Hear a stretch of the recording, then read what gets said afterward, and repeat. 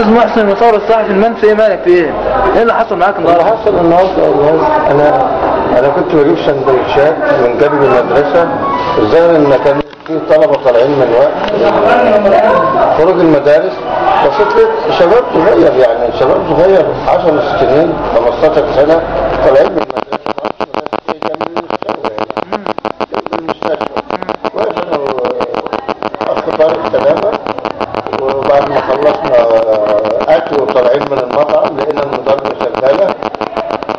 طلعت كاميرتي اصورهم يعني عشان اعمل لهم ايه حدث يعني كده، وصورتهم بالفعل يعني. فهم لما شافوني واقف اصور سابوه، لقيت واحد نازل عيل برضه عنده 15 16 سنه كده، في ايده مسدس تقريبا مسدس صوت الله اعلم، وفي ايده سيف سنجه طويله كده او سيف، وجاي يهوش عليا كده. فانا اقول له يا ابني عيب كده، يا ابني لا ما تضربش بالسيف، ما تعملش.